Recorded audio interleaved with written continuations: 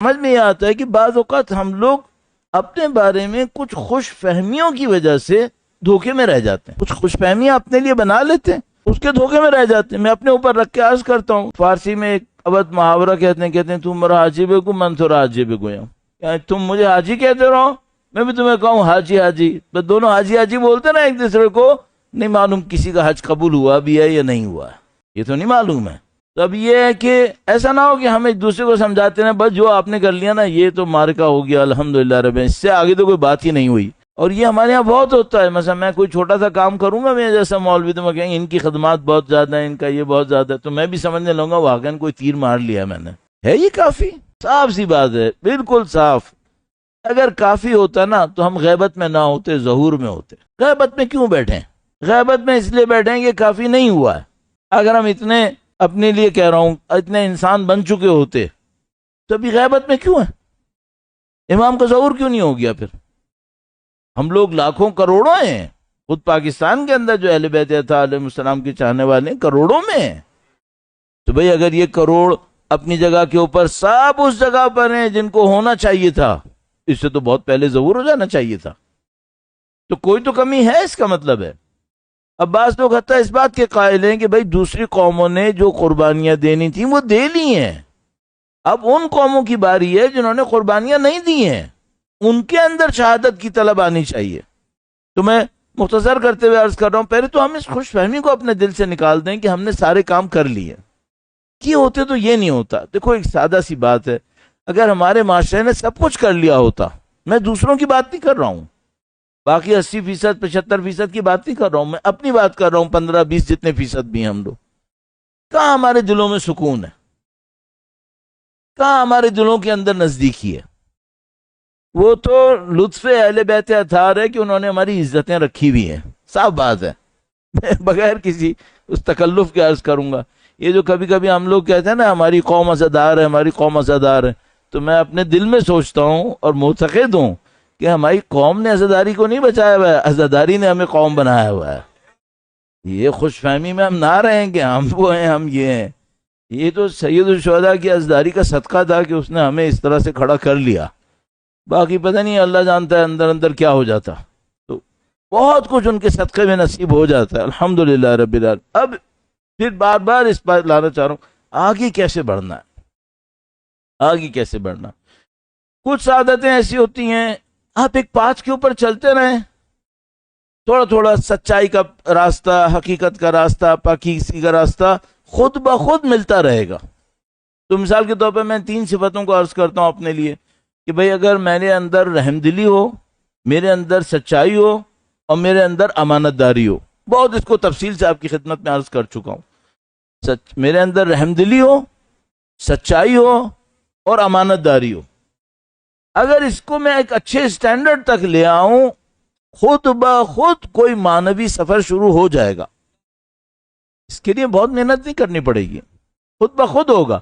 اچھا ممکن ہے کوئی یہاں بیٹھا ہو کہ بھئی آپ مولانا کیا ایکیوز کر رہے ہو، تم یہ رحم دل نہیں ہے کیا؟ رحم دل ہر آدمی ہو سکتا ہے، رحم دلی میں تو درجات ہوں گے۔ اچھا چلو اگر ان سب باتوں کو چھوڑ دوں، اچھا نہیں ہے کہ میں آپ سے کہوں، لیکن آپ خود بتاؤ، انصاف سے بتانا، ہمارے معاشرہ سچا معاشرہ کہاں ہے؟ سچائی بات بات کے اوپر، چھوٹی چھوٹی باتوں پر بلا وجہ میں تفریحاً جھوٹ ہے۔ اچھا امانت داری ہے ہمارے، تو پھر یہ بتاؤ یہ ہم لوگ اصحاب امام میں پہنچیں گے کیسے؟ ہے نہیں، پھر صاف سی بات ہے، کب تک کہتا ہوں میں آپ کو آپ حاجی ہوں میں حاجی ہوں، یہ نہیں، کہاں ہو رہا ہے یہ؟ تو اب یہ بات تھی کہ بھائی سب لوگ الحمدللہ اہل بیت سے عشق رکھتے ہیں، اہل بیت کے چاہنے والے ہیں، ان کی محبت میں یہاں تک آتے ہیں۔ تو اب یہ جو یہاں تک آئے محبت میں، ان کو کوئی کہنے والا بھی تو ہوگی بھائی آگے بھی تو جانا ہے، ایسے تو نہیں کہ یہیں پہ 200 سال تک بیٹھے رہنا ہے، آگے کیسے جانا ہے؟ ان صفات پہ کام کرنا ہے، رحم دلی ہمارے اندر ہو، صداقت ہمارے اندر ہو، امانت داری ہمارے اندر ہو، تو بات بن جائے گی۔ دیکھو میں ایک بات پہ کئی دفعہ کہہ چکا ہوں، میں ٹیچر ہوں، ہاں، میں سر جھکانے سے ایسا نہیں چھپ جائے گا کوئی مجھ سے، ہاں یہ نہیں کرنا۔ درود بھیجیں محمد و آل محمد پر، صلی علی محمد محمد واجل فرج یار تو ابھی کیا ہے کہ مثلا اگر کوئی انسان یہ کہے، اپنے معاشرہ ہے، معاشرہ کہ بھائی ہمیں کس راستے پہ چلنا ہے، چلو اس پہ محنت کرتے ہیں۔ نمبر ایک، اپنے اندر رحم دلی بڑھاؤ۔ کہاں سے کہاں تک؟ ماں باپ سے لے کر باہر پڑی ہوئی چونٹی تک رحم دلی بڑھاؤ۔ جو بھی آپ کو لگے کہ یہ میرے اندر بے رحمی کی علامت ہے، اسے ختم کر۔ بے رحم انسان نبی رحمت للعالمین اور خدا رحیم کے سامنے عزت نہیں پائے گا، تو وہ امام کے لشکر میں کیسے جائے گا؟ بے رحم انسان نہیں پہنچ سکتا کہیں پر بھی، تو رحم دلی بڑھانی پڑے گی۔ اب ہر آدمی کو یہ دیکھنا ہوگا کہ بھائی میں اگر اپنے اندر رحم دلی بڑھاؤں، یہ رحم دلی کیسے آئے گی؟ اب سینیریوز بہت مختلف ہو سکتے ہیں۔ مثلا میں فرض کرو مولوی انسان ہوں، میرے سامنے زندگی میں کچھ چیزیں ایسی آ سکتی ہیں جن میں میرے اندر بے رحمی نظر آ رہی ہو، مجھے اس کو رحم دلی پہ لے کے آنا ہے۔ آپ آفس میں ہیں، بزنس میں ہیں، باہر ہیں، جی ادھر ہیں ادھر ہیں، کسی بھی صورت میں بے رحمی کا شائبہ نہ آئے۔ بے رحمی قبول نہیں ہے، ظلم قبول ہوگا؟ نہیں، ظلم تو قطعاً قبول نہیں ہوگا، بے رحمی قبول نہیں ہے۔ یہ ایک بات ہو گئی۔ صداقت کا معاملہ، سچائی کا معاملہ۔ میں نے صداقت اور سچائی کو دو لفظوں میں اس لیے کہتا ہوں، سچائی کو ہم لوگ سمجھتے ہیں صرف زبان سے سچ ہونا کافی ہے، اندر سے بھی تو صداقت چاہیے۔ اب وہ میں اتنی دفعہ اپنے تعلق کو اس علاقے سے ثابت کرتا ہوں، کل بھی میں نے عرض کیا بھائی یہاں پر ایک مسئلہ ہے، یہاں پر بیوروکریسی کا کلچر ہے جس کے اندر انسٹیٹیوشنلائز ہوا ہے کہ آپ نے اندر سے کچھ اور ہونا ہے اور باہر سے کچھ اور ہونا ہے۔ یہ یہاں انسٹیٹیوشنلائز ہوا ہے، یہاں پہ ترقی ملے گی ایسے؟ آپ بہت سخت امتحان سے گزر رہے ہیں کہ یہاں پہ معاملہ ایسا بن گیا ہے کہ جب تک آپ کی ڈوئل پرسنالٹی نہیں ہوگی آپ آگے نہیں بڑھ پائیں گے۔ چلو دوسروں کو تو چھوڑو، تو ہم مولویوں کے اندر بھی یہی ہوتا جا رہا ہے کہ دو طرح سے دکھانا ہے، یہ بھی کرنا ہے وہ بھی کرنا ہے۔ بھائی اس میں یہ سب کچھ ہو جائے گا، پروموشن بھی ہو جائے گی، مولوی بڑا بھی ہو جائے گا، ذاکر بڑا بھی ہو جائے گا، ادارہ بھی چمکنے لگے گا، سب کچھ ہو جائے گا۔ یہ بتاؤ امام کے لشکر میں ایسے پہنچیں گے؟ نہیں پہنچے تو پھر باقی فائدہ کیا ہوا؟ بھئی آپ کے نام کا ڈنکا بج گیا، آپ کی دولت پتہ نہیں کہاں سے کہاں پہنچ گئی، سارے کام ہو گئے، اور بعد میں پتہ چلا کہ بھئی اس طرح تو امام کے لشکر میں نہیں آتے، بیکار ہو گیا، سب بیکار۔ تو صداقت زبان سے بھی اور اندر اور باہر کے فرق کو ختم کرنا۔ تیسری بات کیا تھی؟ امانت داری۔ امانت داری آپ خود اپنے اندر یہ چیک کرنا شروع کر دو کہ بھئی اگر میری امانت داری ہو اللہ کے سامنے، اللہ کے سامنے میری امانت داری ہو، کیسا ہونا چاہیے، کیا ہونا چاہیے؟ اور خدا ہم سب جانتے ہیں خدا حساب لینے والا ہے، حساب لینے والا ہے۔ ایک واقعہ کہیں مجھے یاد آتا ہے، شاید بے محل ہو، شاید بے محل لگے، لیکن بعض اوقات میرے ذہن میں آتا ہے ایسی کچھ چیز اچانک ذہن میں آتی ہے، معمولاً کارآمد ہو جاتا ہے، تو میں رسک لیتا ہوں، وہ واقعہ آپ کی خدمت میں عرض کرتا ہوں۔ واقعہ میں بیان کرتے ہیں کہ بھائی پہلے زمانے کا ایک واقعہ، اب مجھے یہ بھی یاد نہیں آ رہا کہ میں نے کس کتاب میں پڑھا تھا، لیکن کسی ریگولر جگہ پہ پڑھا تھا۔ ایک بندہ خدا تھا، وہ ایران سے گیا زیارت کرنے کے لیے عراق۔ پرانے زمانے میں جب لوگ جانور وغیرہ کے اوپر جایا کرتے تھے بہت مشکل ہوتا تھا۔ اس کے پاس کچھ امانتیں تھیں لوگوں کی، ایک مسجد کی تعمیر کے لیے۔ تو یہ نجف اشرف پہنچتا ہے اور اس کو جو وہاں پہ مراجع تھے ان سے اجازت لینی تھی کہ بھئی یہ جو رقم ہے یہ مسجد کی تعمیر میں خرچ ہونی ہے۔ تو اب مثال کے طور پر وہ پہلے کربلا گیا یا پہلے نجف گیا، پھر اس کو کہیں اور زیارتوں پہ جانا تھا، پھر وہاں سے واپس آنا تھا۔ تو جہاں پہ بھی وہ پہنچا تھا نجف یا کربلا، اس نے کسی ایک عالم کو دیکھا، ریسپیکٹڈ ہے، یہ ہے وہ ہے، اس کے پاس اپنی امانت رکھوا دی کہ بھئی میں جاؤں گا مثلا کاظمین، سامرہ، وہ تھوڑی خطرناک جگہ سمجھی جاتی تھیں کہ وہ ایسا نہ ہو پیسہ میرا کوئی چوری کر لے۔ تو اس نے ان کے ہاتھ میں رکھوا دیا اور وہ چلا گیا۔ اب چلا ہو گیا، جب زیارت وغیرہ کر کے واپس آیا اور اس بندے خدا کو ڈھونڈا تو اب ایک اور مشکل پتہ چلی، پتہ چلا وہ بندہ خدا مر گیا۔ اس کے وہ رسا سے پوچھا کہ بھئی میں نے اتنا پیسہ لایا تھا میں ایران سے، وہ مسجد کی تعمیر کے لیے تھا، میں نے اس کو امانتاً دیا تھا، کوئی وصیت نامے میں کوئی اثر نہیں ہے؟ انہوں نے کہا نہیں کوئی اثر نہیں ہے۔ یہ ہمیں بتائے کہ اس کے پاس کوئی پیسہ آیا تھا، اس نے کہیں چھپایا ہے، بینک وینک ہے نہیں، اس نے کہیں چھپا دیا ہے، لیکن کہاں چھپایا ہے کہیں اثر نہیں ہے اس کا۔ تو کیا اب کیا کریں؟ بہت پریشان ہوا، روزے پہ گیا، ادھر ادھر لوگوں سے پوچھتا ہے کہ بھئی وہ مر گیا، میں کیا کروں؟ تو کسی نے کہا کہ بھائی فلاں عارف ہے، اس سے جا کے پوچھو کہ بھائی اب کیا کرنا ہے. تو ان عارف کے پاس گیا، تو عارف نے کہا کہ میں تمہیں ایک عمل بتاتا ہوں، یہ قبرستان میں جا کے کرنا پڑے گا پوری رات، پھر یہ مردہ اٹھے گا، اس سے تم پوچھ لینا کہ بھائی پیسہ کہاں ہے. اس کی تو جان نکل گئی کہ بھائی میرے سامنے مردہ اٹھے گا، میں بھی نہ بچوں ہے، مر جاؤں گا میں تو اس نے کہا بھائی یہ تو بہت خطرناک بات ہے، ساری رات میں قبرستان میں کھڑا رہوں گا، میری تو جان نکل جائے گی. وہ اگر اٹھ گیا تب بھی جان نکل جائے گی. تو اس نے کہا کہ ٹھیک ہے تم ایک چیز لے لو، یا تو پیسے کا حل کر لو یا اپنی جان بچا لو. تو پھر اس نے سوچا کہ بھائی اتنی بے عزتی کے ساتھ ملک جانے سے بہتر ہے یہیں خوف سے مر جائے آدمی، اتنا وہاں جا کے کیا کرنا ہے. تو کہتا ہے میں عمل کیا اور ساری رات عمل کیا اور جان نکلتی رہی میری، ڈر کے مارے میری حالت خراب. صبح تک عمل کیا، وہ بندے خدا نہیں آیا، مردہ اردہ کوئی نہیں نکلا. وہ اگلے دن پھر عارف کے پاس گیا، اس نے کہا صاحب آپ نے میری جان نکال دی، ساری رات میں نے عمل کیا، وہ مردہ پھر بھی نہیں آیا. تو انہوں نے کہا کہ تم نے اتنا ڈر کے عمل کیا، عمل کا ہی اثر ختم ہو گیا. کہنے لگا اب میں کیا کروں؟ کہا میں تمہارے ساتھ کچھ طالب علموں کو بھیجتا ہوں، یہ کچھ پاکیزہ بچے ہیں، یہ لوگ عمل کریں گے، تم بھی کھڑے ہونا وہاں پہ، تو پھر شاید آ جائے گا وہ. کہا ٹھیک ہے.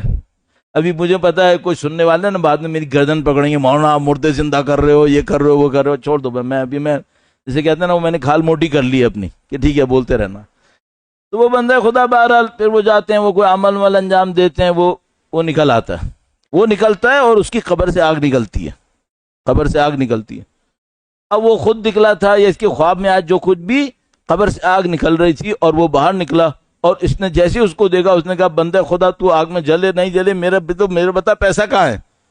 اس نے کہا کہ تم میری آخری امید ہو، پہلے مجھے آگ سے بچاؤ پھر پیسہ بتاؤں گا. دوبارہ قبر میں. اب وہ دوبارہ عارف کے پاس آیا کہ یہ کیا بلا ہے، اب اس کو میں آگ سے کہاں سے نکالوں کہ وہ میرا پیسہ پھر بتائے گا. کہنے کا اس نے ایک کہانی کی بھی ہے جس کی وجہ سے وہ پھنسا ہوا ہے، نہیں بول پائے گا. تو کہانی کیا کی بھی ہے؟ کہانی ایک اور کی بھی ہے. وہ کیا تھی؟ وہ یہ تھی کہ وہاں سے کوئی بندہ آیا تھا جس کو اپنے بیٹے کے لیے لڑکی ڈھونڈنی تھی. اس نے کسی بندے کی لڑکی کو دیکھا کہ اس سے اس کی شادی کرائے گا. ادھر اس کے یہاں بھی ایک لڑکی بیٹھی ہوئی تھی. اس نے سوچا کہ میں اس کی شادی اپنی لڑکی سے کیوں نہ کرا دوں.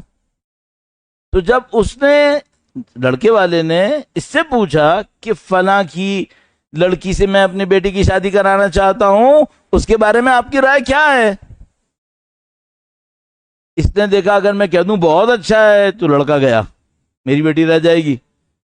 ایک جملہ اس نے بولا نہیں معلوم، بس. جو اس نے کہا نہیں معلوم تو لڑکا والا کھٹک گیا. کہنے لگا یہ نہیں معلوم کا مطلب کیا ہے؟ نہیں معلوم کا مطلب یہ کہ کوئی گڑبڑ ہے تو میں شادی نہیں کروں گا. بس وہ چلا گیا. اب اس عارف نے کہا کہ جب تک وہ اس لڑکی کا مسئلہ حل نہیں ہوگا نا جس کی شادی اس نے رکوائی ہے، یہ آگ سے باہر نہیں نکلے گا، پہلے وہ حل کرانا پڑے گا. اب مزید کہانی چھوڑ دیتے ہیں. میں عرض یہ کرنا چاہ رہا ہوں کہ ہم یہ سمجھ رہے ہیں ہمارے چھوٹے موٹے جھوٹ، نعوذ باللہ ہماری چھوٹی چھوٹی ناانصافیاں، ہماری چھوٹی چھوٹی امانت داری میں کمی، یہ غائب ہو گئیں. نہیں، غائب نہیں ہوئی ہیں، سب ریکارڈ ہوئی ہوئی ہیں.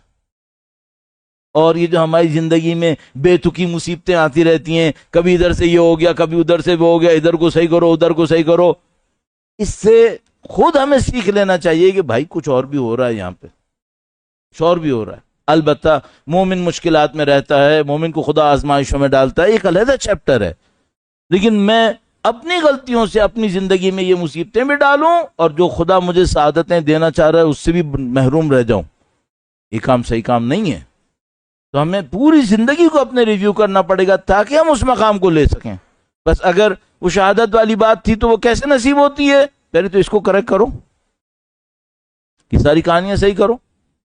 ان کہانیوں کے صحیح کرنے کے بعد اب ایک اگلا چیپٹر ہے. پہلے تو یہی ہے، یہ کم نہیں ہے، بہت سخت کام ہے، اسی کو صحیح کر لو. اس کے بعد ایک اور کہانی شروع ہوتی ہے، اس کو بھی اشارت نظر کر دوں. درود بھیجے گا محمد و آل محمد پر، صلی علی محمد آل محمد وعجل فرج. اس کے بعد اگلی کہانی یہ شروع ہوتی ہے کہ نیگیٹو مارکس تو ختم ہو گئے، پوزیٹو مارکس بنیں گے کیسے؟ یہ تو سارے نیگیٹو تھے نا، یہ ختم کر لیے. اب میں نے خدا کو ہی دکھانا ہے کہ خدایا میرے اندر کوئی ایکسٹرا ایلیجیبلٹی ہے کہ مجھے تو یہ سعادت دے. یہ کیسے ہوگا؟ تو پہلے تو وہ کارنی مارکا شروع کرو کہ صحیح ہو جائے. صحیح ہونے کے بعد پھر اس ایک سٹینڈرڈ پہ لاؤ. اب خدا کے سامنے کوئی ایسی چیز پیش کرو اور اس کے بعد خدا سے یہ مانگو خدایا یہ تیری خدمت میں حاضر ہے جو نارمل سے زیادہ ہو گیا ہے, اس کے نتیجے میں تجھ سے شہادت چاہ رہا ہوں. یہ کیا ہے؟ یہ ہے کوئی ایثار, یہ ہے کوئی قربانی کہ کوئی انسان اللہ کی راہ میں کوئی ایسی قربانی دے عمدن اختیارن بغیر کسی جبر کے, اس کے بعد خدا سے کہ خدا یہ قربانی جو میں نے دی ہے نا یہ صرف اس لیے دی ہے کہ تو مجھے شہید کر دے. اچھا اب یہ بات کہنا آسان ہے؟ اس قربانی کو بھی سوچنا پڑے گا بھائی وہ قربانی کیا دے.